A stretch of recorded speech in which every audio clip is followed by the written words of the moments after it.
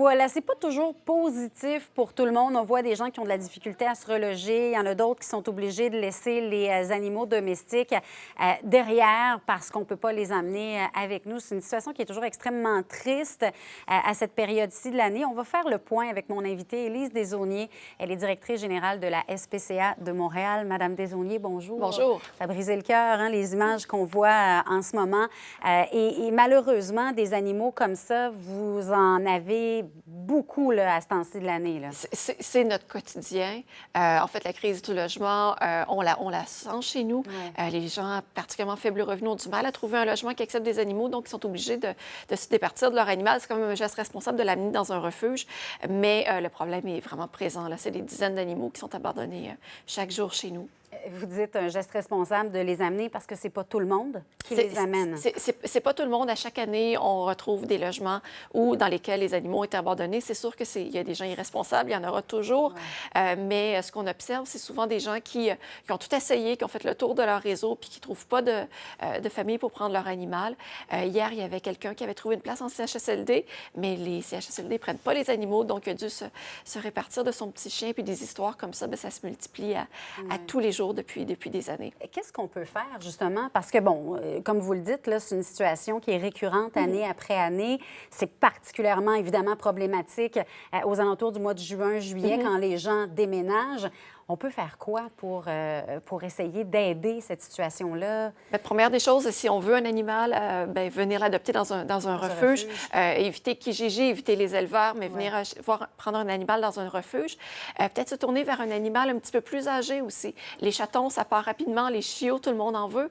Mais pendant tout le mois de juillet, à la SPCA de Montréal, les animaux qu'on considère comme des cas humanitaires, donc qui ont peut-être un petit problème d'allergie, des besoins spéciaux, eux sont sans frais. Donc, si on cherche un nouveau compagnon, venir le chercher dans un refuge. Vous voulez dire que c'est vous qui prenez en charge les frais au départ, là? Absolument, absolument. Donc, il n'y a pas de frais d'adoption. Ces animaux-là sont gratuits, entre guillemets.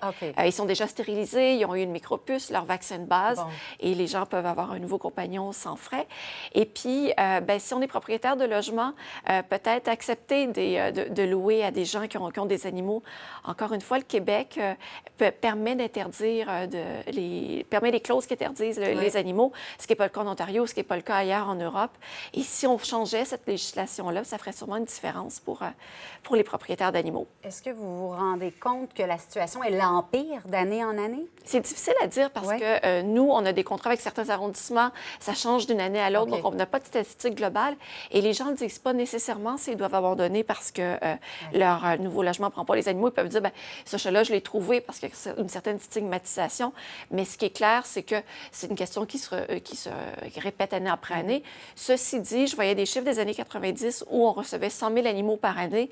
Là, on en reçoit 10 ou 15 000. Donc, il y a quand même eu du progrès dans les dernières décennies, ce qui est une bonne nouvelle. Et je pense aux chats, notamment, qui peuvent se multiplier parfois dans la nature. Donc, j'imagine qu'encore une fois, il faut faire de la prévention aussi. Par la stérilisation. Exactement. À Montréal, maintenant, la stérilisation des chats, des chiens, des lapins va être obligatoire dès le 1er janvier. C'est une excellente nouvelle. En ce moment, ça ne l'est pas? Ça ne l'est pas encore. Ça va l'être. C'est dans un nouveau règlement, mais en vigueur dès le 1er janvier.